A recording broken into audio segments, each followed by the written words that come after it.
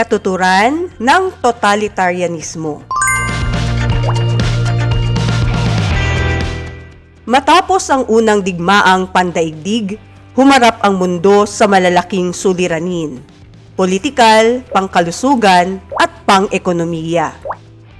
Sa kabila ng pagkawasak, nagsimula ang pandaigdigang pagkilos upang muling itayo ang lipunan, ayusin ang ekonomiya at itaguyod ang kapayapaan para sa kinabukasan. Balikan natin ito sa aral ng nakaraan, sandigan ng kinabukasan. Mga tugon ng mundo sa panahon ng pagbangon. Sagutin ang sumusunod na mga tanong upang masuri kung paano tumugon ang mundo sa mga suliraning kinaharap matapos ang unang digmaang pandaigdig.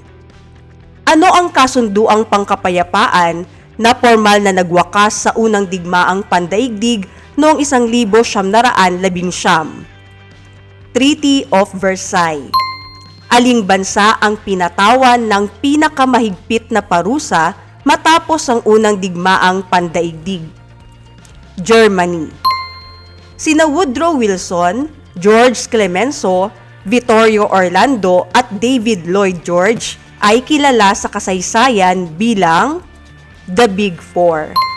Sino ang Pangulo ng US na nagbigay ng talumpati noong 1918 na naglatag ng mga panukala para sa kapayapaan at pag-iwas sa panibagong digmaan?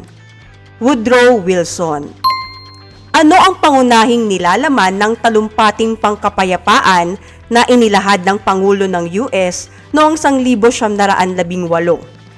14 points. Ano ang pandaigdigang organisasyon na itinatag matapos ang unang digmaang pandaigdig upang mapanatili ang kapayapaan at maiwasan ang panibagong digmaan? League of Nations. Anong sakit ang kumalat matapos ang unang digmaang pandaigdig na tinatayang pumatay ng humigit kumulang 100 milyong tao sa buong mundo? Spanish flu. Ano ang krisis pang-ekonomiya na nagsimula sa Estados Unidos noong 1929 at nagdulot ng pagbagsak ng ekonomiya at malawakang kawalan ng trabaho sa buong mundo? Great Depression.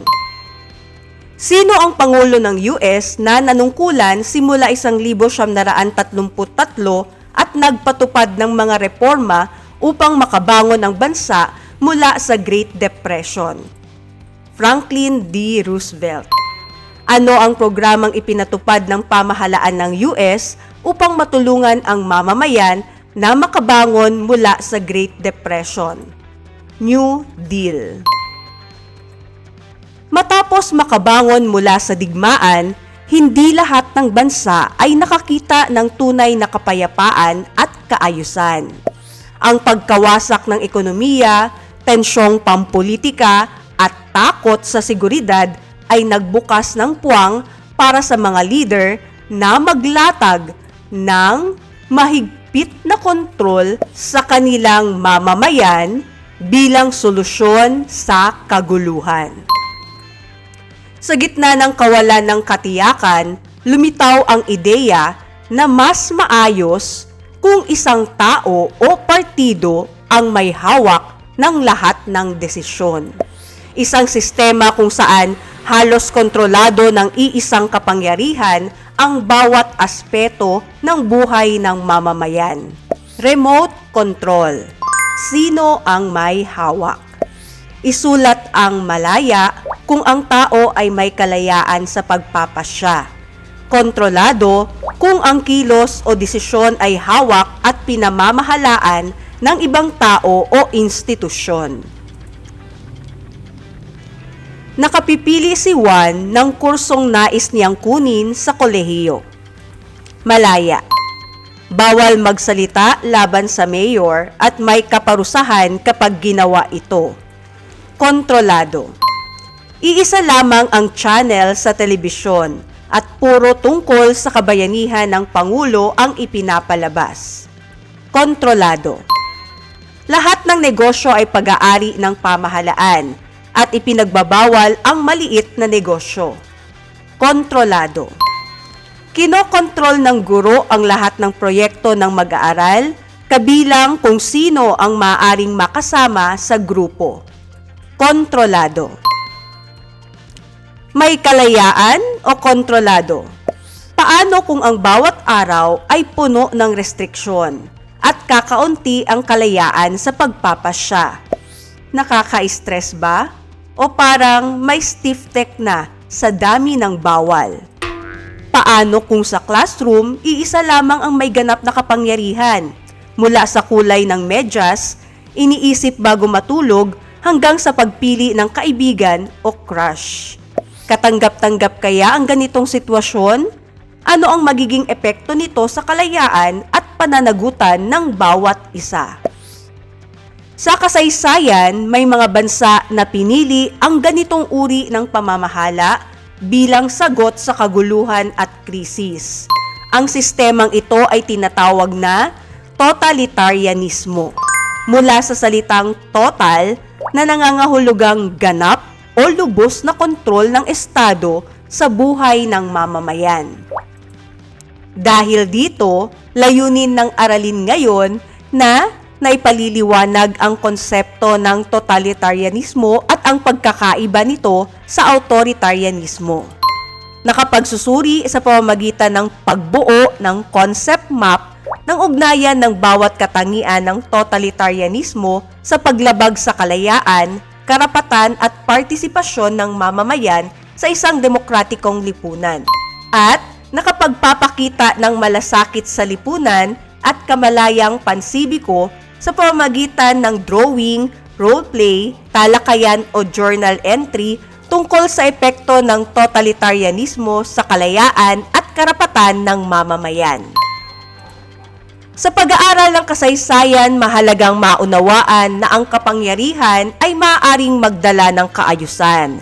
Ngunit kapag walang malinaw na hangganan, maaari rin itong humantong sa pang-aabuso. Isipin ang isang personal na sitwasyon. May kilala ba kayong overprotective na kasintahan o malapit na kaibigan? Yung palaging kinokontrol ang inyong galaw, desisyon at pakikisalamuha sa iba na parang hawak niya ang remote ng buhay mo?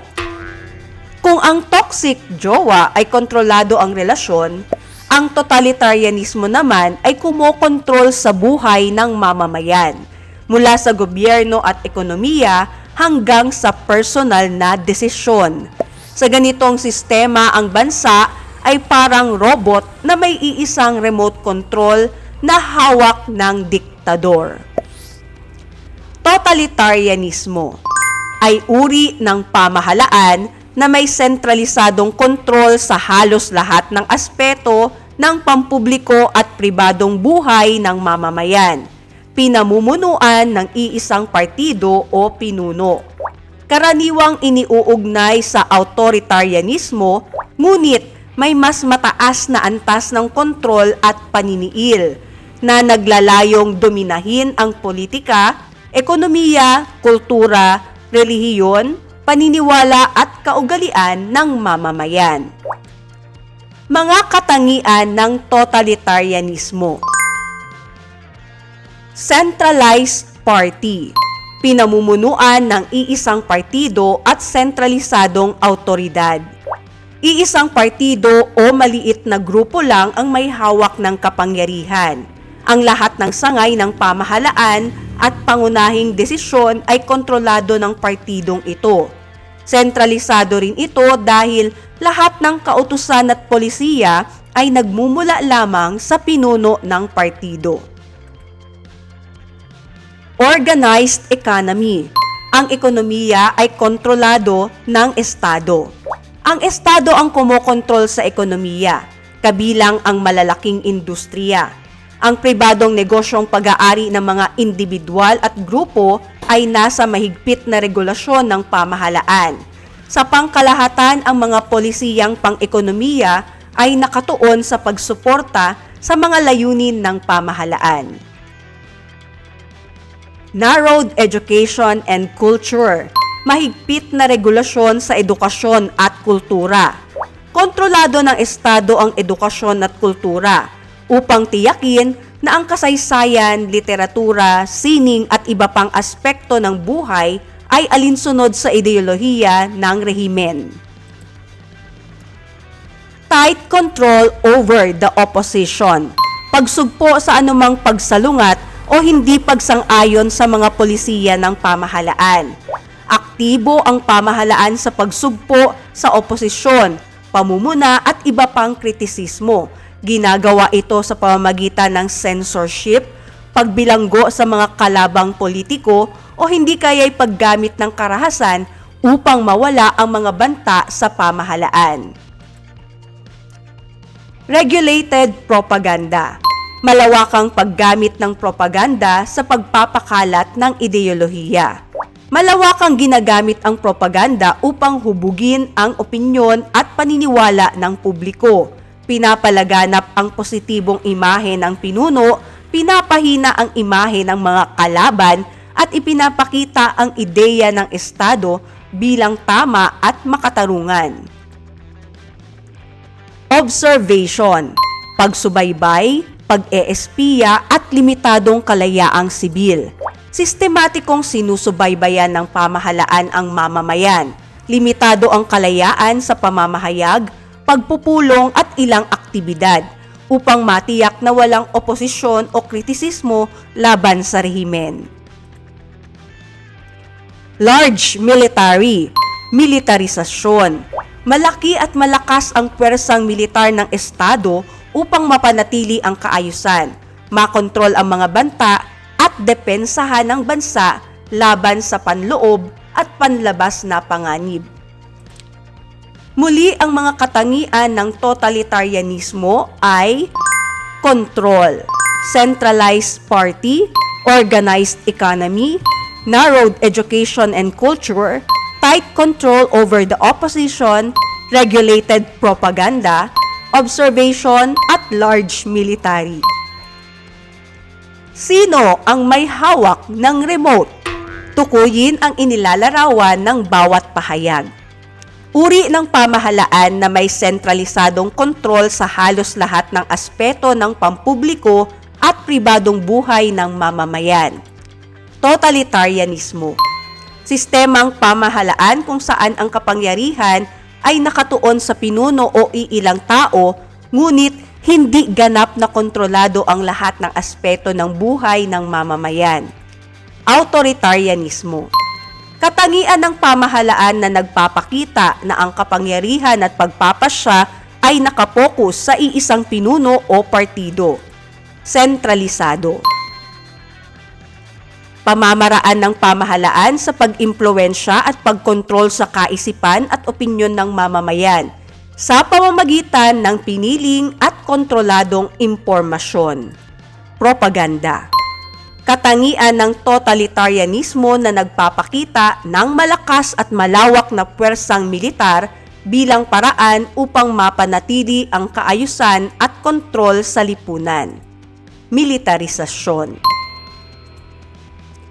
Bakit banta sa demokrasya ang totalitarianismo?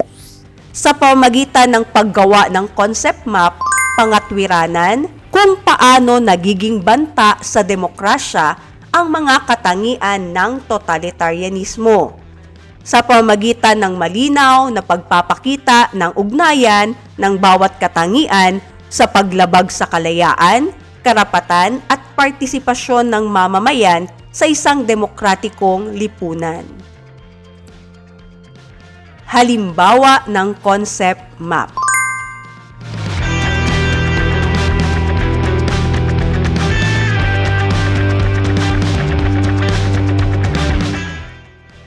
Ang totalitarianismo ay isang ideolohiya at sistema ng pamamahala kung saan ang kapangyarihan ay nakasentro sa isang diktador o iisang partido.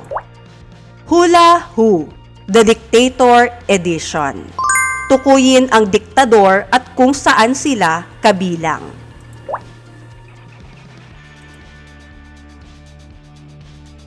Tinaguriang Man of Steel, komunista na nagpatupad ng Great Purge. Joseph Stalin ng Soviet Union. Siya ang Führer gumamit ng swastika at responsable sa Holocaust. Adolf Hitler ng Germany. Gumamit ng Cultural Revolution at Little Red Book bilang gabay sa ideolohiya. Mao Zedong ng China. Kilala bilang Il Duce, nagtatag ng fascism. Benito Mussolini ng Italy. Nagtatag ng isang dinastiyang totalitarian na may ganap na kontrol sa bansa.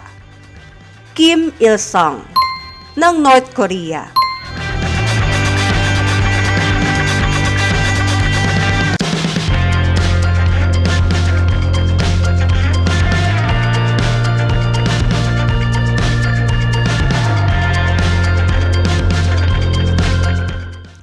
Total control, kalayaan sa ilalim ng remote. Sa kasaysayan ng totalitarianismo ay kadalasang umuusbong sa panahon ng krisis, sa digmaan, kaguluhan o kagipitan sa lipunan. Sa ganitong sitwasyon, isang leader o partido ang binibigyan ng ganap na kapangyarihan upang mabilis na makagawa ng desisyon at pamahalaan ang bansa. Bagamat maaring magdala ng kaayusan sa panandaliang paraan, may malalim na epekto ito sa kalayaan at karapatan ng mga mamamayan. Isipin ng isang bansa kung saan lahat ng negosyo, media at edukasyon ay kontrolado ng pamahalaan. Hindi maaring gumawa ng sariling desisyon ng mamamayan at bawat impormasyon ay sinasala at pinapahintulutan lamang kung pumapabor sa leader. Sagutin ang mga tanong gamit ang pinaka-personal na pananaw o malikhaing paraan. Ano ang mararamdaman ng isang mamamayan sa ganitong sistema? Anong karapatan o kalayaan ang nawawala sa kanila? Paano ito nakaapekto sa pang-araw-araw na buhay? Kung ikaw ay mamamayan ng ganitong pamahalaan, paano mo ipakikita ang empatiya at respetong panlipunan kahit limitado ang kalayaan? Visual learners gumawa ng drawing o infographic ng epekto ng totalitarianismo sa buhay ng tao. Kinesthetic learners gumawa ng 1 minutong roleplay, mamamayan versus pamahalaan. Auditory learners talakayin sa grupo ang senaryo at ihayag ito sa klase. Reflective o writing learners sumulat ng journal entry tungkol sa iyong personal na reaksyon at paano ito maiuugnay sa demokrasya. Rubric sa pagmamarka. Control plus total. Kumpletuhin ang kwento ng kapangyarihan. Ang totalitarianismo ay isang uri ng pamahalaan na may sentralisadong kontrol sa halos lahat ng aspeto ng pampubliko at pribadong buhay ng mamamayan. Pinamumunuan ito ng iisang partido o pinuno at karaniwang nauugnay sa mataas na antas ng kontrol at paniniil sa politika, ekonomiya at kultura. Sa sistemang ito, aktibong ginagamit ang propaganda upang hubugin ang opinyon at paniniwala ng publiko, habang ang sinumang tutol ay nahaharap sa pagsugpo at may limitadong kalayaang sibil. Upang mapanatili ang kontrol at seguridad, malaki at malakas ang militarisasyon ng Estado. Total control. Choose the right answer. Piliin ang letra ng tamang sagot. Ano ang karaniwang ginagamit ng totalitarianismo upang hubugin ang opinyon ng publiko? Propaganda. Sa isang classroom scenario, kung iisa lamang ang nagdedesisyon sa lahat ng gawain at ideya ng mga estudyante, sa alin ito na ihahalin tulad sa katangian ng totalitarianismo? Sentralisadong awtoridad. Kung ang Estado ay sistematikong nagbabantay sa mamamayan at pinipigilan ng anumang oposisyon, ano ang pangunahing epekto nito sa lipunan? nababawasan ng kalayaan at kritikal na pag-iisip.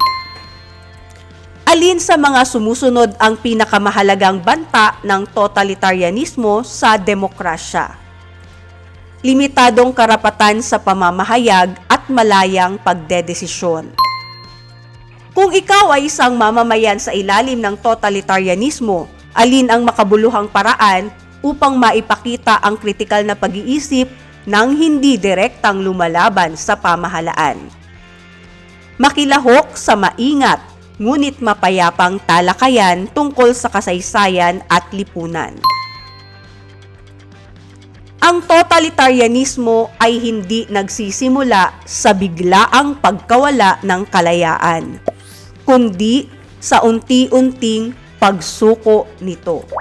Bilang kabataan, mananatili ba tayong tahimik kapag may humahawak na ng remote ng ating isip at desisyon?